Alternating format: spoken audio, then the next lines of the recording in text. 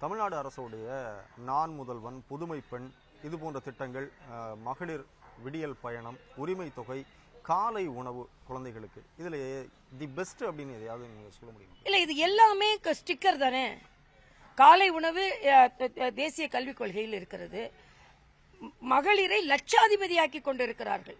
வாழ்க்கை பயணத்தை மேற்கொள்வதற்காக லட்சாதிபதி ஆக்கி கொண்டிருக்கும் பொழுது லட்சியம் உள்ள பெண்களை பஸ் பயணத்திற்கு மட்டுமே நீங்கள் இலவசமாக கொடுத்து கொண்டிருக்கிறீர்கள். ஆக பெண்களை மேம்படுத்துவதற்கு பதிலாக ஏமாற்றிக் கொண்டிருக்கிறீர்கள் என்பதைத்தான் நான் சொல்ல முடியும். இதுல எந்த திட்டத்தையும் அவர்களான திட்டங்கள் அப்படி அவர்கள் சொல்லுகின்ற திட்டத்தையும் மக்களுக்கு சரியா எடுத்து செல்லல. ஆக 9 லட்சம் கடனை வாங்கி வைத்துக் கொண்டு நான் அதை கொடுக்குறேன் இதை கொடுக்குறேன்னு சொன்னா மக்கள் மீது கடனை ஏற்றிக் கொண்டிருக்கிறார்கள் என்பதை தான் என்னால் தெளிவா சொல்ல முடியும். ஒரு தேசிய கல்விக் கொள்கையில் காலை உணவு அப்படிங்கிறது இருக்குன்னு சொல்றீங்க. ஆனா பல மாநிலங்கள் அது நடைமுறையில் இல்ல இருக்கு. அது நடைமுறைப்படுத்த உடனே கொண்டு வரப்படும்.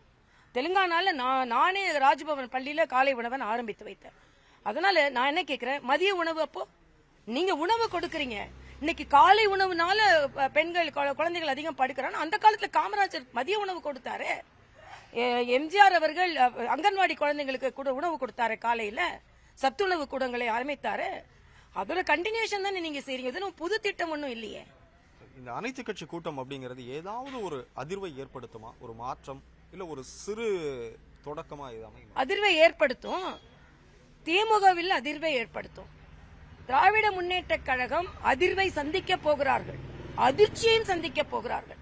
தமிழக மக்கள் நன்றாக உணர்ந்திருக்கிறார்கள். நம்ம பிரச்சனையை விட்டுட்டு இல்லாத பிரச்சனைக்கு ஒரு கூட்டம் கூட்டுறாங்க.